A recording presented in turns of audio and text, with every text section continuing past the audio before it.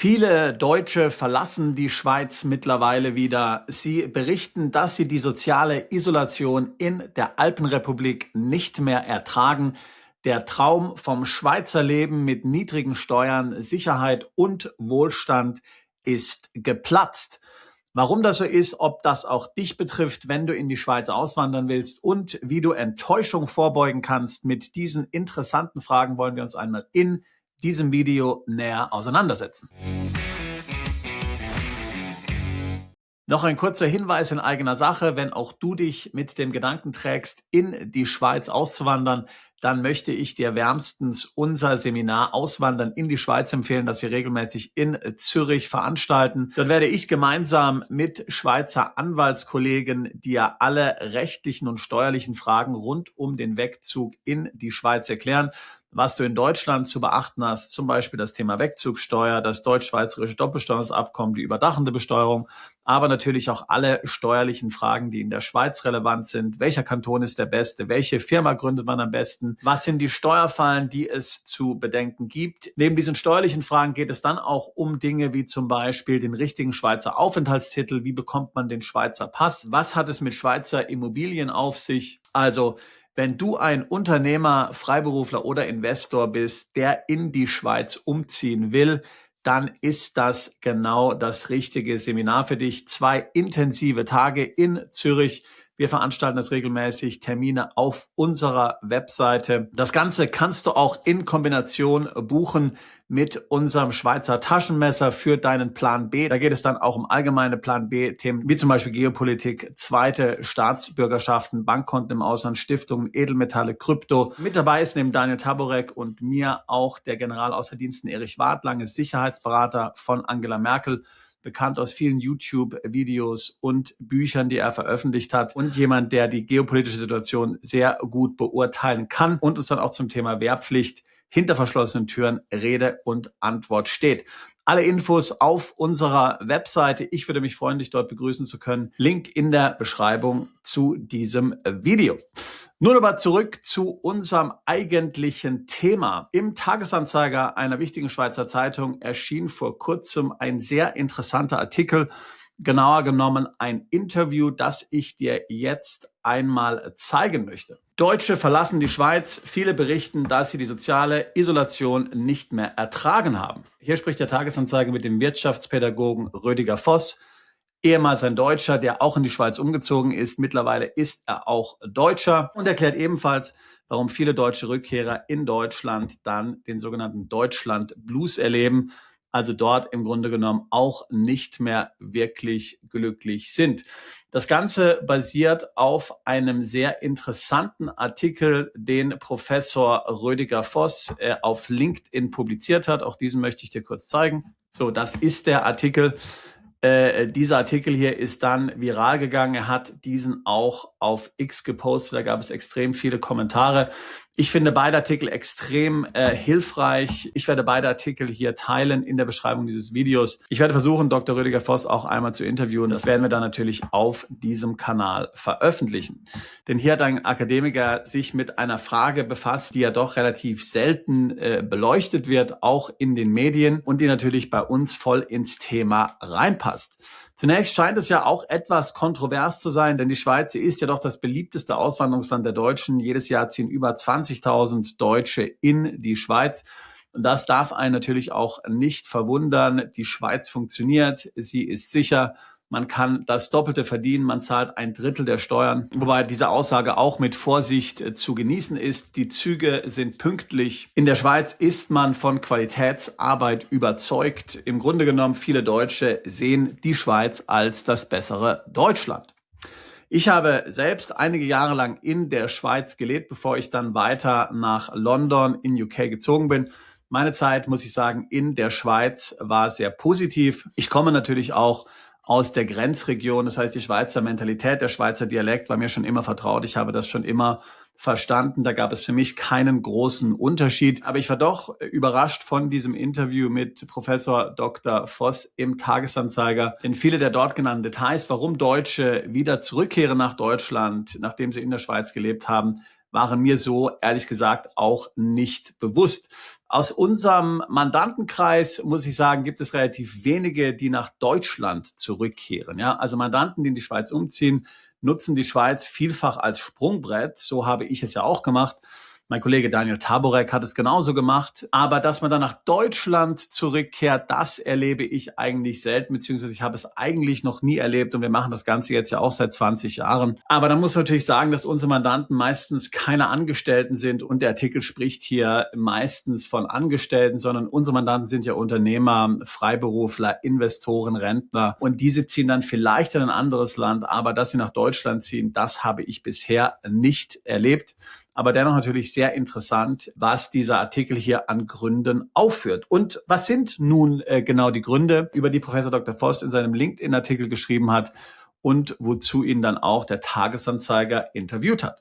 Schauen wir uns das einmal näher an. Was Professor Dr. Voss als Gründe aufführt, warum Deutsche in der Schweiz nicht zurechtkommen, sind zunächst mal Fehltritte sozialer, kommunikativer Art. Die Deutschen haben ja die Reputation, sehr direkt zu sein. Und das ist natürlich in der Schweiz komplett anders. In der Schweiz spricht man Kritik vielfach nicht direkt aus, sondern sie wird geschickt verpackt. Man redet hier vielfach im Konjunktiv, könnte, vielleicht, möchte, würde.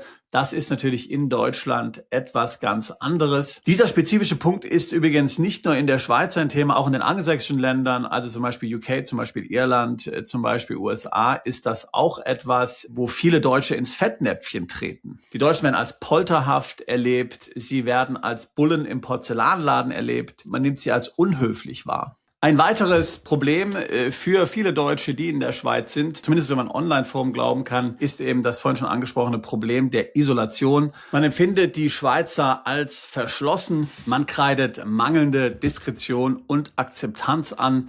Man kommt irgendwie als Deutscher nicht in der Gesellschaft an, so äußern sich jedenfalls viele.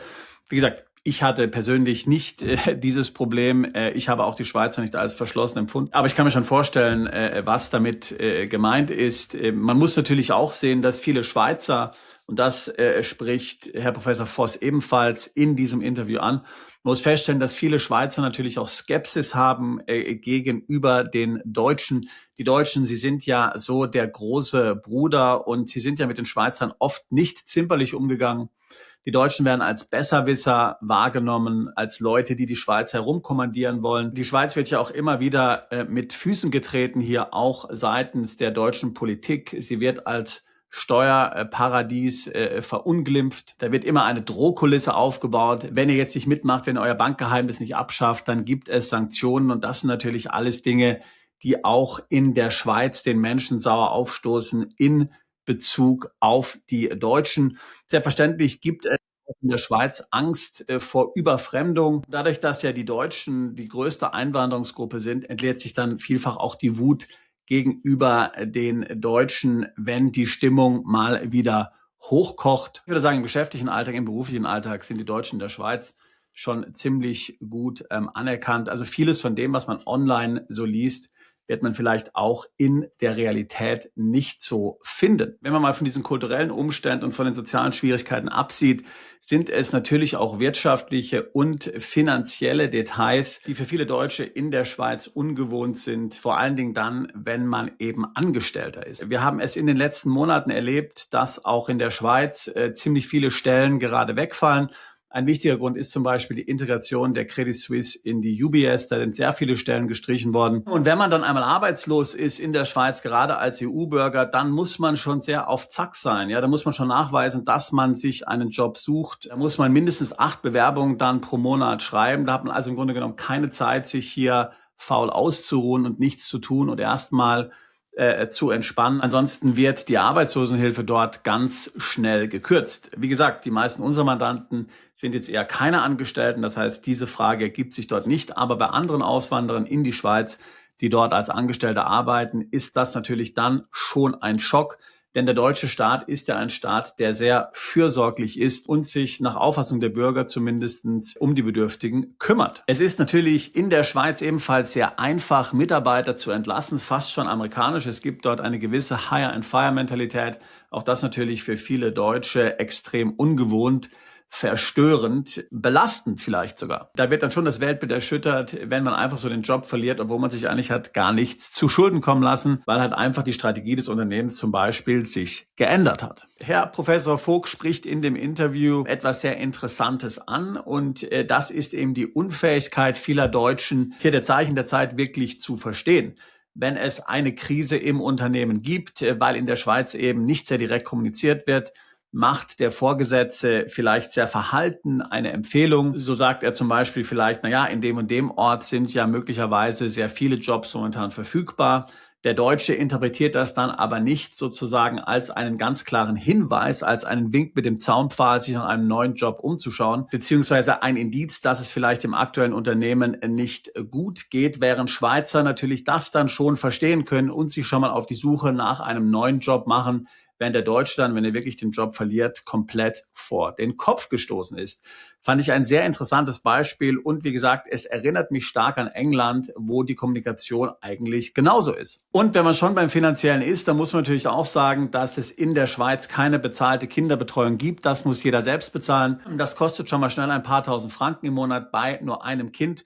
Und natürlich Elternzeit und Elterngeld gibt es auch nicht. Und so sind zumindest nach Professor Vogt Deutsche zur Rückkehr nach Deutschland gezwungen, wenn sie zum Beispiel nur ein zweites Kind erwarten, weil man dann eben das Leben in der Schweiz nicht mehr finanzieren kann. Denn wie gesagt, auch generell ist das Leben in der Schweiz natürlich teuer. Mieten sind teuer, Immobilien sind teuer, Lebensmittel sind teuer. Die Krankenkasse kann im Vergleich zu Deutschland günstig oder teuer sein, je nachdem, was man davor bezahlt hat. Aber man muss natürlich schon sehr gut verdienen, dass sich das Ganze tatsächlich lohnt. Also nochmal, ich kann dir nur empfehlen, diesen Artikel dir einmal anzuschauen, wenn auch du vorhast, in die Schweiz umzuziehen und darüber einmal nachzudenken. Sollte dich das jetzt abhalten, davon in die Schweiz umzuziehen? Nein, das denke ich absolut nicht. Insbesondere dann, wenn du jetzt nicht Angestellter bist, dann werden dich etliche der Punkte, die ich jetzt ja auch angesprochen habe, nicht so sehr betreffen. Aber natürlich der Kostendruck, der ist für jeden Auswanderer gegeben, der in die Schweiz umzieht. Die steuerliche Situation ist natürlich stark vom Kanton und von der Gemeinde abhängig und dann gibt es natürlich auch einige Steuerfallen, die man unbedingt kennen muss. Also, was ich sagen will, ist Folgendes. Während die Schweiz natürlich aussieht wie eine Insel der Seligen, ein Land, wo alles funktioniert, sozusagen ein Land, von dem viele Deutsche träumen, sieht die Realität eben differenzierter aus. Tatsächlich muss man sich diese Fragen bei jedem Auswanderungsland stellen. Aber ich denke, viele Deutsche sind insbesondere bei der Schweiz sehr überrascht, dass sie es mit diesen Herausforderungen zu tun haben. Man erwartet das einfach nicht, weil man irgendwie denkt, naja, die Sprache ist die gleiche, also wird es auch kulturell, wirtschaftlich, rechtlich ähnlich sein wie in Deutschland. Und natürlich, da gibt es bestimmte Ähnlichkeiten, aber es gibt eben auch sehr viele Unterschiede. Und daher gilt eben leider auch, dass ein Umzug in die Schweiz gut geplant sein muss, durchgerechnet werden muss. Und gerade wenn man Familie hat, sind da noch etliche andere Faktoren zu berücksichtigen. Aber ich würde dennoch unterstreichen, die Schweiz ist ein tolles Land. Wie gesagt, meine Zeit in der Schweiz war sehr positiv. Ich bin immer wieder, auch jetzt noch in der Schweiz, nicht zuletzt auch wegen unseren Seminaren. Ich mag die Schweizer, ich habe Freunde in der Schweiz. Meine Familie, also meine Mutter, meine Geschwister, wohnen zum Großteil direkt an der Schweizer Grenze, aber eben in Deutschland. Einige von ihnen arbeiten auch in der Schweiz. Also ich muss sagen, zu uns als Familie ist die Schweiz immer sehr gut gewesen, aber man muss eben die Feinheiten verstehen, lernen und darf nicht erwarten, dass es da keine Reibungsverluste gibt. Aber ich würde grundsätzlich schon sagen, dass das Verbindende größer ist als das Trennende. Ich habe gerade eben von meiner Familie gesprochen, die in Deutschland lebt, im Grenzgebiet direkt zur Schweiz. Sehr viele Schweizer kommen jeden Tag ins deutsche Grenzgebiet, kaufen dort ein, weil die Preise auch deutlich günstiger sind als in der Schweiz. Sie schätzen die deutsche Qualität, nicht nur bei den Lebensmitteln, auch zum Beispiel bei Möbeln oder bei Handwerkerarbeiten. Also ich glaube, die gegenseitige Wertschätzung überwiegt auf jeden Fall. Aber man muss natürlich die freiheitliche Identität der Schweiz auch akzeptieren und kann nicht erwarten, dass es die Schweizer besonders schätzen, wenn man ihnen hier die deutsche Kultur und Mentalität so überstülpt, die ja doch eine Kultur ist, die sich diametral von dem unterscheidet, für was die Schweiz steht.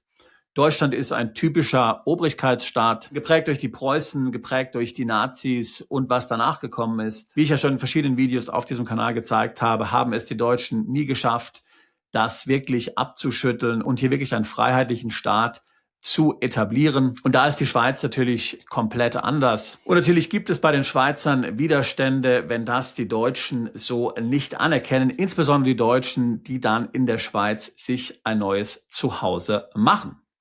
Also, in diesem Sinne, ich würde dich auf jeden Fall ermutigen, in die Schweiz umzuziehen, wenn das etwas ist, was für dich in Frage kommt, wenn du die Schweiz magst. Aber es ist eben wichtig, dass du dich vorbereitest. Diesbezüglich ist unser Seminar, das ich vorhin angesprochen habe, sicherlich eine sehr gute Orientierung. Wir können aber gerne auch ein Beratungsgespräch führen. Details dazu in der Beschreibung dieses Videos. Ich habe, wie gesagt, früher selbst in der Schweiz gelebt. Ich habe Deutschland vor 25 Jahren verlassen, bin dann in die Schweiz umgezogen und von dort dann in die große, weite Welt weitergezogen mit meiner Familie. Seit 20 Jahren helfen wir Mandanten aus dem deutschsprachigen Raum, das Gleiche zu tun, sich im Ausland steuerlich optimiert aufzustellen, Vermögen aufzubauen, zweite Staatsbürgerschaften zu erlangen, Aufenthaltstitel zu besorgen. Ich würde mich freuen, auch dich alsbald zu unserer Mandantschaft zählen zu können. Bist du Unternehmer, Freiberufler oder Investor? Zieht es dich schon lange ins Ausland? Mach heute den ersten konkreten Schritt in eine Zukunft mit mehr Geld und mehr Freiheit. Buche ein Beratungsgespräch mit Sebastian und seinen Kollegen.